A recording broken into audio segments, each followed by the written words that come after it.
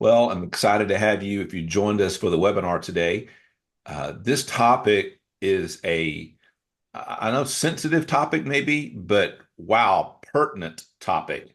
I don't know that many people that would listen to this webinar would not finish today without saying, yeah, I needed that. That was very good information. So we'll talk about parenting in the digital age.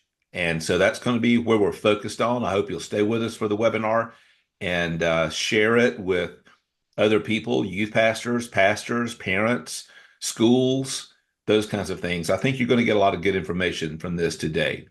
I'm Dr. Rodney Agan. I'm the CEO, the founder of Simple Ministry, and we serve churches and nonprofits and ministries, that kind of thing. Simpleministry.org. And so I'm glad to also be uh, joined today by Michael Campbell with Ministry Sure, and then Jay Lowrance. You are with Medtech. He's going to focus there in just a moment. And so, guys, take just a moment, introduce yourselves and a little bit about what you do, and then we'll jump into the topic. So, Michael, you go ahead and go first. Yeah, thank you again, Rodney. My name is Michael Campbell. I'm the president of Ministry Sure. We serve ministries on the risk management side as well as insurance placement, cybersecurity, and various other things protecting the church. And I have three kids, so this is really, really relevant to me. One is about to enter the teenage years, and it is near and dear to our heart. My wife and I have had many conversations, so I'm eager to jump in and chat more about some things we can do to protect our kids. Good. Yeah, my name is Jay Lowrance. I'm with Medtech Consulting. We're a technology consulting company. We work with a lot of different types of organizations doing IT and web things. But I'm also a dad, four kids, sophomore in college down to an eighth grader, two boys and two girls. And this topic of technology and how we do it well as parents is really dear to my heart. And I've talked to a lot of churches and organizations that really want help giving their parents some tools and some resources and some strategies to parent well in today's world, especially with all of the things that come at our kids at a million miles an hour. So I'm passionate about this, just as a dad and as a husband, as a father. So yeah, I love talking about this stuff. So I'm happy to jump in and share some of my learnings over the years walking through this with our kids. So Well, and I come at it from maybe another angle as well. Yes, I'm a dad of two children who are married, but now they both have children of their own. So I have grandchildren. And man, this thing is moving so fast in the digital age. It's changing so fast to keep up with it. And I know quite, and it's sensitive the way we have to say this, but a lot of bad things that used to you had to go somewhere to get and buy and purchase or do. Now it's right on their cell phone, and such a terrible thing that we have to face and learn what to do. So, man, I'm so excited about this topic today. So, uh, Jay, let's just jump right in. Give us yeah, some overview thoughts and topics and or ideas, and let's just jump right in the middle of it. yeah. So I kind of want to set the tone a little bit for this. The purpose, I think, for me today really is not. I don't want to say like I'm this expert um, and have all the answers on this. So I think it's really important to know that we're all on this unique journey with this with our kids and grandkids. I'm not an expert on parenting, but I am an expert on my kids and what they need. And each of us are that also. So there isn't a one size fits all thing for this. And I think it's important that we know our kids and take each of them into consideration when we're thinking through this. So I want this to be encouraging. Um, and I also want this to be judgment free Yeah. because we have all messed up as parents.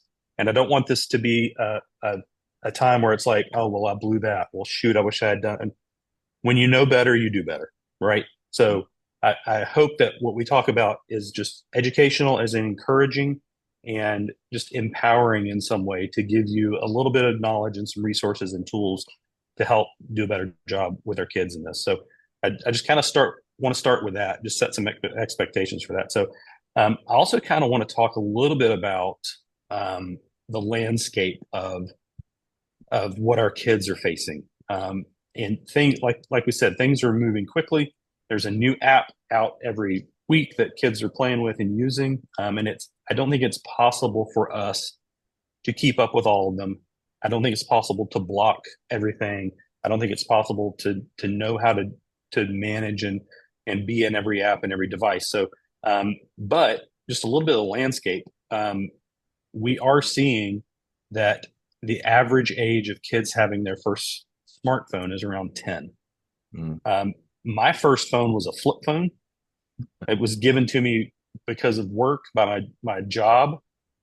So, we didn't have the internet on our phones.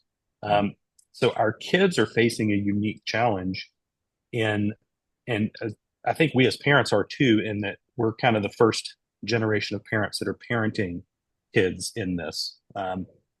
Average age of a smartphone is 10 years old. By age 14, 91% of kids have a smartphone. This is end of 2023 stats that I've found. Almost all teenagers use the internet daily, 96%. These are U.S. statistics, by the way, just so we're clear. Almost half of them report they are online almost constantly. That's when they are reporting their use, they're on it almost constantly. 93, just some quick stats, 93% of kids use YouTube. 63% of teens use TikTok every day. And it's also the fastest growing. I think a third of adults say that they use TikTok every day. 60% of teens use Snapchat every day. And Instagram, teenagers are using it. 60% of teens are on there. 5 hours a day of social media use, 2 to 3 hours a day of video games. And then they're also using screens 2 to 3 hours a day for school. So all these things, what is the big picture with all of that? I think the takeaway is we're on screens almost all day long.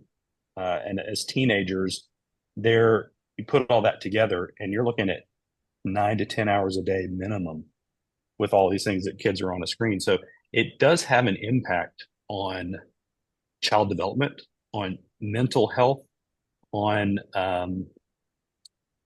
just how our kids are growing up and how they're interacting with their world. So do those things sound alarming to y'all, or did you know all those things as far as what's the percentage of people on MySpace now? MySpace? I would say negative 14%. I wish I could get back on MySpace. That was fun. I wish I could shut mine down, to be honest. I never had one, so I'm good there. But. Yeah. Tom was my first online friend. An old school reference. If you know, you know. So I like the idea, or I don't know if the idea is the word, but I like what you said. It can be overwhelming to think I've got to get to every app and block and every device and block and whatever. Right. So speak into that a little bit more. If I can't do that, what do I do? Yeah. So I think the biggest thing that we as parents can do is just really think practically about this. There's kind of three things I want to talk through with that. The first being leading by example, like setting a good example for how we do this. I think First Corinthians, follow my example as I follow Christ. Paul said, roughly, I think that's what it is. But Paul was like, hey, look at me because I'm imitating Christ. I think we want our kids to imitate us, hopefully, in the good things that we're doing. So we can set a good example as to how we use our screens because they're watching us. Mm-hmm. I think it's really hard to disciple our kids well, and it's even harder when we're not following the things that we want them to stick to. When they're developing, they're really looking to us to show them how the world works and where their place in the world is, and that includes screens. There's an article I read recently think it was a researcher out of UC Santa Barbara that talks about how parents' use of screens impacts their kids. And she has this term that she coined, I think she coined, called phone face. And what they have found is that when we are on our phones and we're scrolling, we're typically looking down and we have just this neutral look on our face that's Mm. right. So, um, in fact, I think there's a series of photographs that this guy took where he did it of friends and family with their permission. He removed phones from the pictures. And it's kind of a haunting example of what our kids see when we are on our phones. And it really has an impact on their development. That researcher talked about how um, when they see what they see is a look of almost of depression. We're downcast. Mm. It's not a pleasant, happy, hey, life is good kind of face. So they're seeing us as parents with this look of almost depression. So that has an impact on them, especially younger kids. This was really evident in younger kids.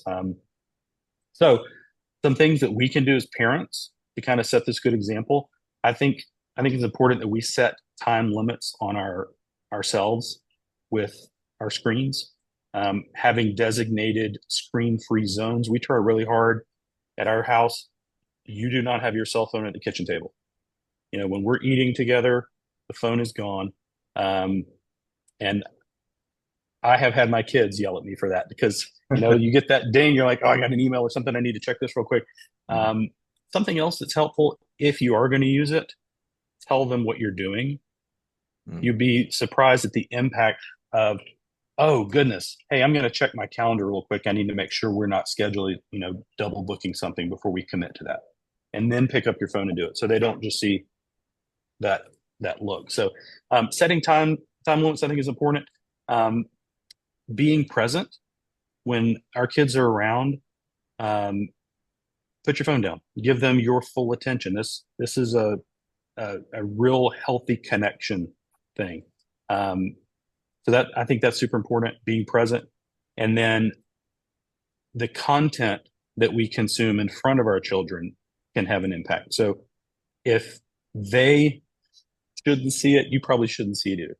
Mm. I mean, if they're 2 or 3 and there's something we're a little older, obviously there's some discernment we can use with that. But I think what we watch around our kids is important, and we should be careful with that. So those are just 3 little easy things that we can do to lead by example.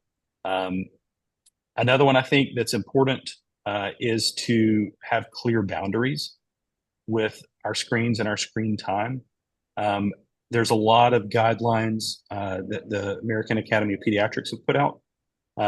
They say under 18 months, you should avoid screens altogether unless you're like video chatting, like a FaceTime or a Zoom call with a grandparent or family member or something like that. That's fine. But their recommendation is 18 months and under. Don't even have a screen in front of them.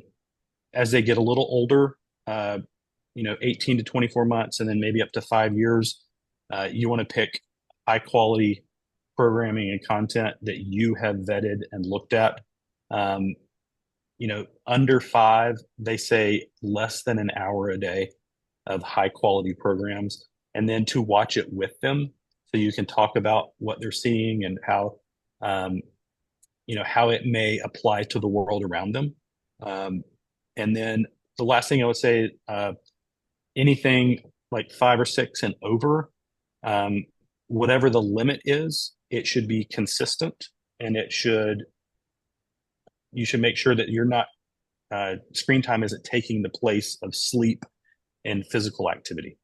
So those are just important things with these boundaries that we want to have in place. Is there anything that you guys did when you were younger with boundaries, younger kids or maybe grandkids, Ronnie, that you're dealing to have some boundaries for them or implementing that?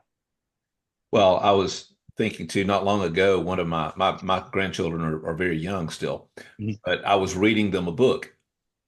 and I finished the first page, and my grandson tried to swipe the page on a physical book Yeah. because that's how they had seen it. And Yeah. that was just like an eye opener. And then one day I was on my phone and I saw the little fingers grab my phone and pull it down and look at me and go pop, pop, trying to get my attention. Uh, yeah. That just very Mm, convicting to me to realize that. And I do appreciate my children are kind of doing the parents of my grandchildren are doing what you're doing now. There's very, very little digital opportunity. They are implementing it now as they've gotten a little older. So I would say one thing that really concerns me, and I don't know if you can speak into this, what I know it's getting a little bit more intrusive into them, but they are our children. I own the phone. I bought it. I paid for it. yep. It's it's probably goes back to that old thing our dad said, you live under my roof and while you do whatever. So Yeah. speaking to if I do want to do, are there, I don't know, filter, are there things, what are some real practical things I could do as well with that? Because that's kind of outside of Yeah. my knowledge Yeah. base. Yeah. So, I, it is true. We own the phone. We pay for the phone. We can dictate what the rules are. And I think it's important that there is a time, and we say this with our kids. I like it when my kid questions things and asks me why we have this rule and why we're doing these things. But there are times when because I said so should be enough. Not all the time, Yeah. but so there is that thing of, hey, it's my phone, I buy it. These are the rules. Uh, Deal with it. Where I think that's appropriate, but I think it's also important for them to understand why Mm, we are putting these restrictions in place, and that the ultimate goal with all of this is their heart, and that we are protecting their heart. Um, there's just some things that aren't appropriate for a 3-year-old mm, that may be appropriate for a 9-year-old that are totally fine for a 15-year-old. I wouldn't ask a 2-year-old to carry a 15-pound bucket of water across the road because they're just not ready for it. yeah. In the same way, I don't think it's right to give a 10-year-old a phone that's wide open and has access to everything that we know as a human race right there at their fingertips. So what are some things that we can do to put in place to safeguard them, protect them, but also let them explore appropriately? It's a great question. So there have been all kinds of apps and softwares and accountability tools that have come and gone that do a great job of monitoring what our kids see. But at the end of the day, I have found that the built-in tools on an iPhone, the Apple Screen Time, Mm, and then Google for Android, Google has Google Family Link. Those two tools do everything that all of the other ones do, almost to a point, and they're free and they're built in and they're native to the mm, phone. So Apple's Screen Time, there are dozens and dozens of great tutorials online of how to set it up and how to use it as a parent. Same with Google Family Link. That I would just encourage anybody that wants to monitor and control what their kids are doing to use those tools that are built into the phones. Um, so that's something you can do at the device level. Um, at your home, there's a company called OpenVPN that has a family. It's free. They provide it as a free service that has a tutorial on how to set something at your router on your router at your home to block all adult content just coming straight into your home. So anything in the network is kind of blocked. Again, these aren't. And let me just say this caveat with all of these things. There's ways around all of it. yeah. You're not going to stop everything. Um, I have had I had a kid that screen recorded my screen time passcode so he could have it and get around it. And he did that for a couple of months and we didn't even know it. And on Wow. one hand, I was so proud of him for figuring that out. And I was like, you go, man. But on the other side, I was like, hey, this is wrong and this is why. And you're losing your phone for, for I think a month. So there all with all of this stuff, there's ways around it. We're not going to stop everything. But that doesn't mean we shouldn't have guardrails in place. But the biggest thing to me that kind of goes along with this, well, let me finish the tools. So you've got Screen Time, Family Link, OpenDNS is a tool. They've got a great tutorial on how to set that up. So I think having some of those things in place is important. But this to me is a heart issue, and communicating why we're doing this with our kids. I think it really does. At some age they may not get it, but having that conversation consistently that I love you, I care about you, my job is to protect you, and this is why we're doing this.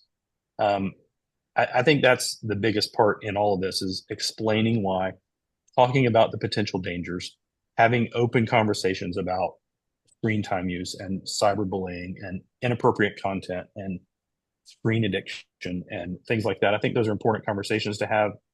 Like this is the reason why we're putting this in place. We want to protect you from this and let you experience this at an appropriate time. Another thing that's super important, and our kids just expect this now. We do regular phone checks. We are, it goes back to this. This is my device. I pay for it. I'm letting you use it. I'm going to read your text messages. I'm going to check your web history. There's a way on Screen Time to not let them delete their Safari history, so you can see everything there.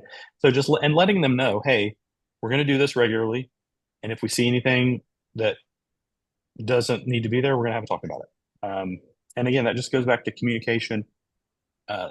Why are we doing these things? So this was part of the discussion when they got their phone. For us, we told them these things are going to happen. We actually have a cell phone contract that we made our kids sign. Wow. And hey, you're agreeing to this. And when they don't, hey, it's in the contract. You signed it. Sorry. It's a good life lesson. So we've done those kind of things. And that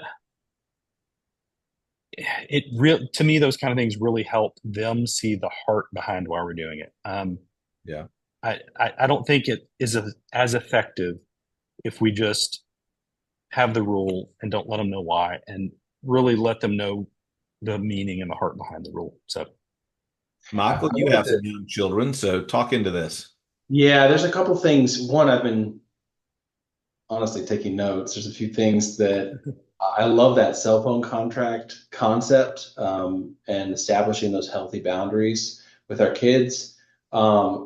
We've done a few things. One, we have not started with the cell phones. We started with just a simple calling and texting machine where we're able to limit their contacts. There's a couple different products. Gab is one of them, Gab watch. And then I think it was called Gizmo. It's another watch that we just got our 10-year-old this past birthday. And so we did have a conversation about where those devices are charged as well. So, they're parked in our room, our parents, mom and dad's room at night. And so, we even taken it a step further when we've had some sleepovers, had some tough conversations with, our guests as to, how cell phones are used with kids. And so those cell phones stay downstairs. You can access them in an emergency if you need to call your mom, but we don't, we're going to be monitoring that even when guests are home because the rules don't change. So that's just a couple thoughts that my wife and I have had.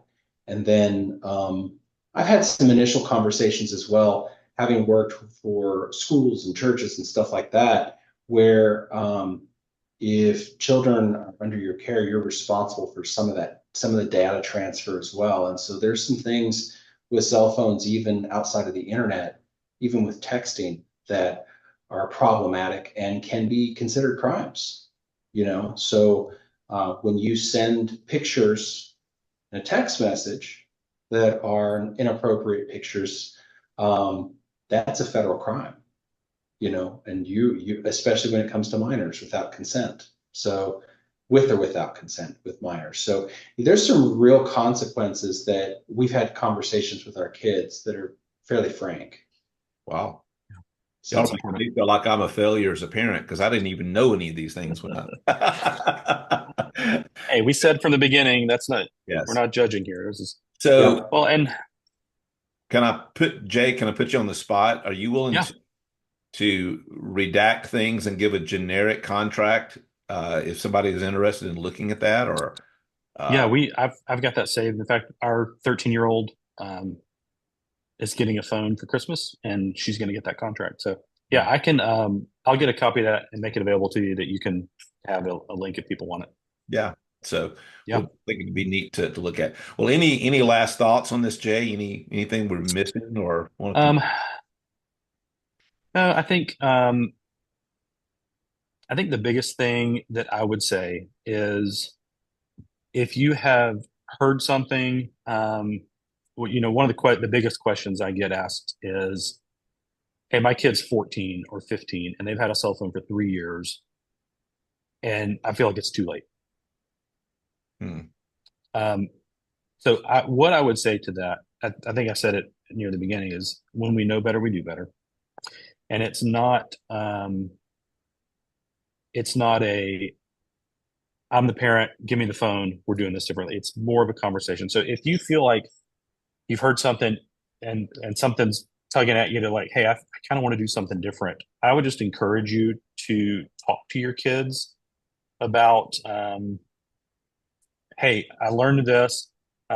It's something I didn't even talk about really that maybe we could a little bit, but I could point you to a resource to learn a lot about this. The um, dopamine response system and how this is really kind of hijacking that. yeah. There's a really, see if I can find the name of the book. There's a really great book that a guy wrote that talks a lot about this that that I would encourage parents to read, and it talks a lot about the physical effects of screens on kids and the addiction and dopamine response and how it's really kind of taking over um, our kids. So all that to say, if you feel like you've heard something, you want to do something different, and you feel like it's too late, I would just encourage you to have a conversation with your kids. Let them know, hey, here's why we're going to make this change. Don't just take the phone, and that's maybe one of the quickest ways to start World War III in your house is just to yank the phone away. But talk about why. Talk about, hey, here's why we're doing this. Here's some things that I found out. Here's some things I've learned. We want to do some things differently, and make them a part of that conversation. Help, have them help you come up with some boundaries. You know, it's probably not good to be on YouTube for 5 hours a day. What do you think is an appropriate amount of time? Let them kind of dictate some of those things. So again, if you feel like you've heard something and you want to make some changes, don't feel like it's too late. Have those conversations with the kids. Talk about why, and then come up with a plan together. Did you think of the name of that book? I found it. There's a psychologist named Jonathan Haidt. It's a book called The Anxious Generation. And the premise of it is how play-based childhood has turned into phone-based childhood and Hmm. how it's really having a huge impact on a generation of kids. So, I don't I don't know if this is something you can speak into or not, but I know one thing you hear a lot if you watch the news at all, mhm. you hear of online hookup meetings, predators, trafficking. Just recently, even in the terrible hurricane that has just happened, I was listening the other day, and they said there's human traffickers even showing up because they feel like people will disappear and they will think it's because of the storm. I mean, there's a lot of evil Yeah, people out there, but most people are not going to be humanly coming to your door and getting you. They start with an online right. connection. What Yeah. would you speak into that? How would you speak into that? Um, I think I think one of the biggest ways that we can protect kids from that is not letting them be on social media Hmm. as early as they are. There's a great organization called Wait Until Eighth that has a bunch of research out, and they kind of have this pledge that they go around to schools and parents and um, don't give a kid a smartphone until eighth grade. Don't let them be on social media until they're 16. That's their recommendation. So almost always when there's an incident like that, it's because of some relationship that started on social media. Wow. So when they're 16, they're a little more discerning than when they're 12. So the short answer is don't let them have it until they're 16. That's the easy answer. There's so much more that goes into it than that. It's not an easy answer. But to me, that's just an easy way to avoid a lot of those situations, is just to not let them have it until they're a little older and can manage it. And I love the fact that you're talking about we need to set boundaries, we need to set rules. Yep. I get all that, and those are highly important. But it is more of a heart issue and a trust and love issue. And so even for your children, I would say as a grandparent, to be able to say to your children, okay, you messed up, but the world didn't just end. This is just an opportunity for us to have a discussion that my love for you hasn't changed, my whatever, but now hopefully this is proving to you why I'm doing what I'm doing and how much we care and what the world is doing is not good for you and those kinds of things. So Yeah. I love that. Yeah. What I want to say one more thing that I think is important. I've got a kid who's a computer science major, and he is going to be in front of a screen 10 hours a day for the rest of his life. Mm, I think it's important that we recognize the world that our kids are going into, and the yeah. purpose is not to keep them from it, but to train them how to handle it well. Mm, So the first time my son sits in front of a computer for 10 hours should not be his first day on the job. yeah. So part of that is like learn to take breaks, learn correct posture, and how to, that's parenting. That's teaching them to go into the world and be successful. So we don't want to hide them from it, but we want to teach them how to manage it well. Yeah. And I do thank God for the technology of FaceTime. I have grandchildren in Yeah. Colorado, so me being in Georgia, it's every day we're going to talk to them. And so there's so many great things about technology, but just like everything else in the world, uh, Satan will do what he can. Evil is there, and we have to be diligent about it. So, Michael, any last words from you, and also tell us a little bit of how what you do with Ministry Sure, and how we can connect with you. Yeah, so two things. I'm convicted of two things actually in this conversation is one, avoid phone face. Hmm. Um, and I need to talk to my kids about that. And I think there's a part of repentance in that personally, just being perfectly candid, where I have to lead by example and putting the phone down and giving that. It kind of leads into the second thing, which is presence with your kids. If there is no time for them to or for any of us to use something improperly, that's one of the biggest barriers is presence with your kids, so that you know what they're doing, how they're spending their time, and you're spending your time wisely with them. So I would say that those two things I'm convicted of. And we, going back to a Ministry Sure, our goal is to help be the guardrails for the church and to lead well and to give wise counsel in risk management. And so with Ministry Sure, we're all about supporting churches so that they can do their mission well and finding strategies to make that happen, to make ministry happen.